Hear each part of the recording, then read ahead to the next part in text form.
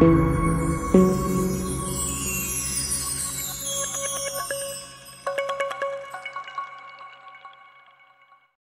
में परियों की मलिका का दरबार सजा था।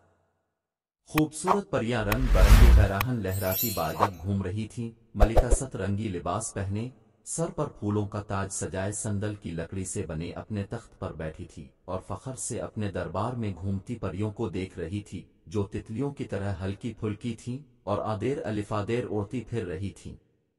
ये दरबार हर रोज सुबह शाम लगता था, जिसमें तमाम परियां इकट्ठी हुआ करती थीं। सुबह को इकट्ठी होकर वो सारा दिन किए जाने वाले कामों और तफरीहात के मंसूबे बनाती थीं और शाम को मिलकर सारा दिन की रुदाद एक दूसरे को सुनाया करती थीं। इस तरह मलिका के सामने इन सब की हाजिरी भी लग जाया करती थी कि आया तमाम परियां महल में मौजूद हैं या नहीं।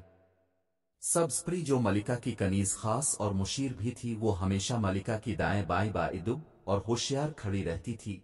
मलिका का इशारा पाते ही हुक्म बजा लाती थी।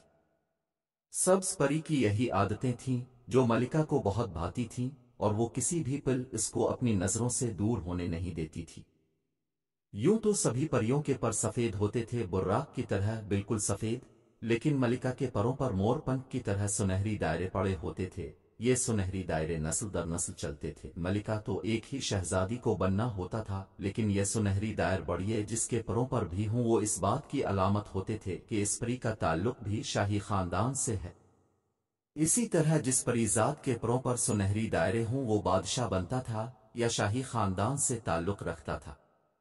सब्ज परी के परों पर भी हल्के हल्के सुनहरी दायरे थे, जो इस बात की अलामत थे कि इसका ताल्लुक भी शाही खानदान से था। शायद इसलिए वो मलिका को बहुत अजीज थी और वो सब्ज परी को अपनी औलादुक की तरह चाहती थी।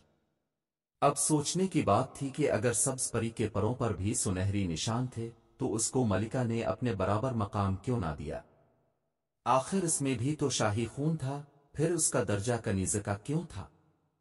इसकी सबसे बड़ी वजह शहजादी सफेद परी का हसद था, जो मलिका की बेटी और मुस्तकबिल की मलिका थी।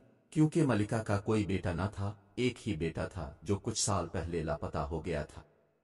सब्ज परी न सिर्फ सफेद परी से ज्यादा खूबसूरत थी, बल्कि वो इंतहाई ज़हीन और सुघड़ भी थी। मामला फहम और इंतजामी सलाहियतों से मालामाल थी। बेहद फरमाबरदारी और खुश मिजाज भी थी, सबकी मदद करती थी। गर्जे के वो ऐसे लाजवाब किरदार की मालिक थी कि हर एक को अपना गिरवीदा बना लेती थी। सब लोग इसको वो अच्छी परी के नाम से बुलाते थे, फिर भी इसका मकाम एक कनीज का था। सफेद परी गो के मुस्तकबिल की मलिका थी, मगर जमाने के साथ चलने वाली इसमें कोई भी खूबी और सलाहियत न थी, सिवाय इसके कि वो शहजादी थी, मलिका की बेटी थी और दादी परी की सरचड़ी थी। परियों के यहाँ ये बात काबिल एतराज समझी जाती थी कि किसी परीजाद अपरीजादी में कोई भी गिन ना हो, चाहिए वो शहजादा शहजादी ही क्यों ना हो। फिर न जाने क्यों मलिका ने अभी तक शहजादी के साथ इतनी रियायत बरती हुई थी। सफेद परी को सिर्फ दो ही काम आते थे, सोना और खाना। वो उठते ही सब पर गुस्सा करती थी और खाना खाते वक्त तो सबसे ज्यादा गुस्सा करती थी, क्योंकि इसको कोई खाना पसंद ही नहीं आता था। इसको अपने महल का सादा माहौल भी पसंद नहीं था, इसको अपना सफेद लिबास तक पसंद न था, मगर किया था कि वो खुद से कुछ करना भी नहीं चाहती थी। बेहद सुस्त और कामचोर थी। इसके फुहड़पन का सबसे बड़ा सबूत ये था कि वो अभी तक सफेद परी ही कहलाती थी, यानी कि जवान हो जाने के बावजूद वो अपने लिबास को रंग नहीं पाई थी। परियों की ये